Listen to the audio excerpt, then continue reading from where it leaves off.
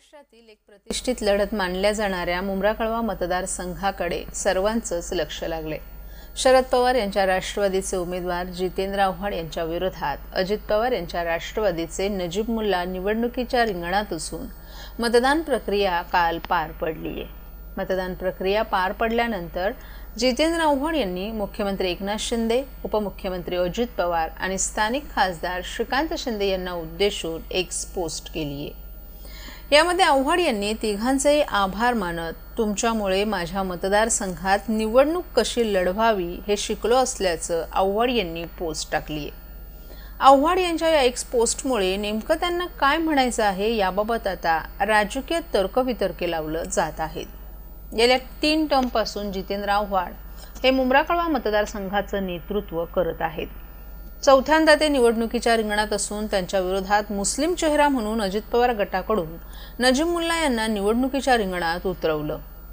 राष्ट्रवादीमध्ये उभी फूट पडल्यानंतर आव्हाड यांनी अजित पवार तर अजित पवार यांनी देखील जितेंद्र आव्हाड यांच्या ठाण्याचा पठ्ठा असा उल्लेख करार करत त्यांच्यावर टीका केली होती। त्यानंतर ही निवडणूक दोन्ही राष्ट्रवादीनं प्रतिष्ठेची केली होती। कळवा मुंब्रा मतदारसंघ हा कल्याण लोकसभा मतदारसंघात येत असून या मतदारसंघाचं नेतृत्व मुख्यमंत्री एकनाथ शिंदे यांचे सुपुत्र श्रीकांत शिंदे करतात। त्यामुळे नजीब मुल्ला यांच्यासाठी स्वतः मुख्यमंत्री एकनाथ शिंदे यांनी या मतदारसंघात आणि विशेष करून कळवा या ठिकाणी जाहीर सभा घेतली होती। एकनाथ शिंदेना काढूनच टाकणार होती तर माझ्या त्याला वाईट वाटतं। बरे त्यांनी मला मदत नाही केली, त्यांनी मला पाडायचा प्रयत्न केला, त्यांनी 5 वर्षात एकदाही मदत नाही केली, सगळं करत किती नाही म्हटलं तरी आपल्या बाजूलाच राहतो मुख्यमंत्री, बरं वाटतं ना। बाकीचं वैर सोडून द्या, अनेक वेळा मला अडचणीत आणण्याचा प्रयत्न केला, ठीक आहे चलत आहे। मुख्यमंत्री माझ्या घराच्या बाजूला राहतो, सन्मानाची मानाची बात। जर उघडपणाने बीजेपीवर म्हणत असतील मुख्यमंत्री होत देणार नाही, याचा अर्थ बीजेपीचा कुठे काहीतरी प्लॅन झालाय। त्यांच्या शेजारचे मुख्यमंत्री होते, त्यांच्या शेजारचे काय सांगतो पवार साहेबांच्या मनात आलं का जितेंद्र तुम्ही मुख्यमंत्री पदाची सर मला नाही घ्यायची सांगू शकतो।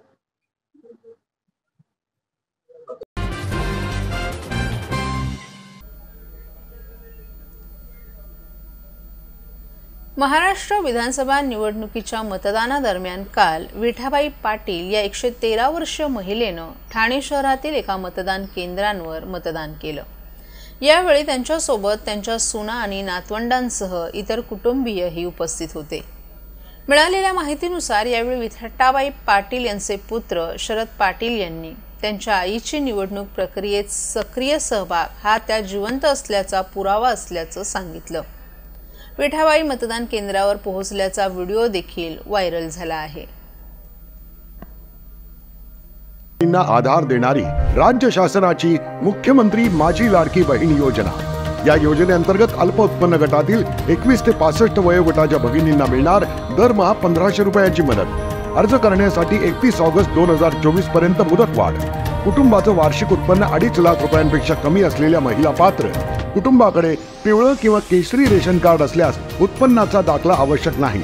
पांढरं रेशन कार्ड असेल किंवा रेशन कार्ड नसेल तर कुटुंबाचं वार्षिक उत्पन्न 2.5 लाखांपेक्षा कमी असल्याचा दाखला आवश्यक। योजनेसाठीचा ऑनलाईन अर्ज नारी शक्ती दूत ॲप वरून किंवा पोर्टलवर भरता येईल। ज्या भगिनींना ऑनलाईन अर्ज भरता येत नसेल त्यांच्यासाठी अंगणवाडी, ग्रामपंचायत, वॉर्ड ऑफिस, सेतू सुविधा केंद्रामध्ये किंवा आशाताई बचत गटाच्या CRP यांची मदत उपलब्ध। आता आपल्याला अभिमानाने म्हणता येईल सुखी आणि सुरक्षित आहे माझी लाडकी बहीण।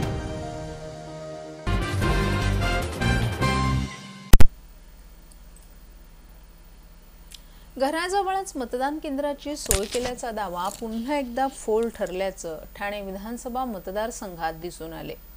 येथील अनेक मतदारांची नावं घराजवळील मतदान केंद्रांऐवजी तब्बल 3 किलोमीटर परिघातील मतदान केंद्रांवर आल्याच्या तक्रारी करण्यात आल्यात। काही मतदारांची घोडबंदर भागात सोसायटीत केंद्र असतानाही त्यांची नावं झोपडपट्टी भागातील केंद्रांवर आल्यानं नाराजीचा सूर उमटलाय। लोकसभा निवडणुकीप्रमाणे विधानसभा निवडणुकीतही मतदान केंद्रांचा घोळ पुन्हा एकदा समोर आलाय। याचा सर्वाधिक फटका घोडबंदर भागातील गृहसंकुलांमधील मतदारांना बसला आहे।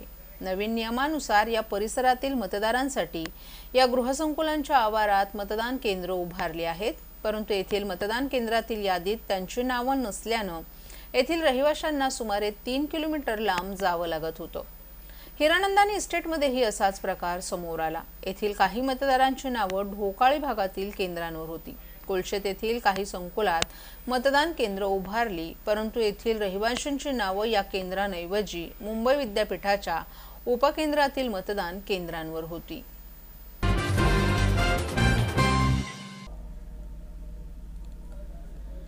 विधानसभा निवडणुकीचा मतदान काल पार पडलं। ठाण्यात 6 वाजेपर्यंत 60% मतदान झाल्याची माहिती निवडणूक आयोगानं दिली आहे। मतदान पार पडल्यानंतर निकालाची उत्सुकता राज्यात लागली आहे। कोणत्या पक्षाचे आमदार निवडून येतील, कोणत्या पक्षाची सरकार सत्ता स्थापन करेल, यावर सध्याच्या घडीला जोरदार चर्चा सुरू आहे। तर दुसरीकडून ईव्हीएम रूम समोर पोलिसांचा आणि राजकीय कार्यकर्त्यांचा मोठा बंदोबस्त लागलाय। 60 तास ईव्हीएम रूम समोर पोलिसांचा आणि राजकीय कार्यकर्त्यांचा बंदोबस्त राहणार आहे। यावेळी पोलिसांसोबत पक्षाच्या कार्यकर्त्यांना ईव्हीएम रूममध्ये थांबण्याची परवानगी देण्यात आली आहे। ईव्हीएम मध्ये कुठलीही छेडछाड किंवा गडबड करता येऊ नये यासाठी पोलीस बंदोबस्तासोबत राजकीय पक्षांच्या कार्यकर्त्यांचा मोठा बंदोबस्त पाहायला मिळतोय। ईव्हीएम रूममध्ये 24 तास सीसीटीव्ही कॅमेरे लावण्यात आलेत। या कॅमेऱ्यांवर निवडणूक आयोग आणि पोलीस कंट्रोल रूम लक्ष ठेवून आहेत। विधानसभा निवडणुकीचा निकाल 23 नोव्हेंबर रोजी सकाळी 8 वाजल्यापासून लागण्यास सुरुवात होईल। महाराष्ट्र विधानसभा निवडणुकांसाठी ईव्हीएम व्हीव्हीपॅटचा वापर करण्यात आलाय। त्यासाठी राज्यात एकूण 2,26,724 बॅलेट युनिट, 1,26,911 CUs आणि 1,37,118 व्हीव्हीपॅट यंत्रणांचा वापर करण्यात आला आहे।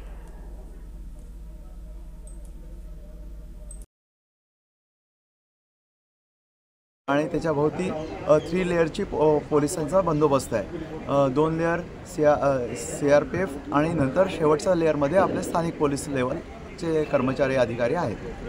सर, काउंटिंगच्या दिवशी कशा प्रकारे संपूर्ण नियोजन असणार आहे? आपण काउंटिंगसाठी आतमध्ये 14 टेबल हे ईव्हीएम काउंटिंगसाठी ठेवलेले आहेत। 3 टेबल ही आहेत ते पोस्टल बॅलेटसाठी आहेत, 1 टेबल हे ETPBS साठी आहे आणि याच्या पलीकडे टॅब्युलेशन कॉम्प्युटरवरती टॅब्युलेशन करण्यासाठी अरेंजमेंट केलेली आहे। तसंच ऑब्झर्वर, RO आणि ARO यांची पण तिथे अरेंजमेंट केलेली आहे। हमाल जे असतील काउंटिंगच्या दिवशी जेव्हा सकाळी स्ट्रॉंग रूम उघडली जाईल, त्यानंतर हमालाद्वारे वाहतूक करून सर्वात पहिले 8 वाजेपर्यंत जेवढी काही आपल्याकडे पोस्टल बॅलेट पेपर्स आलेले असतील त्यांचं काउंटिंग सुरू करणार। त्याच्यानंतर अर्ध्या तासाने म्हणजे सकाळी 8:30 वाजता आपण ईव्हीएम स्ट्रॉंग रूम उघडून त्याच्यातून ईव्हीएम बाहेर काढणार आणि त्याचं काउंटिंग सुरू करणार आहोत।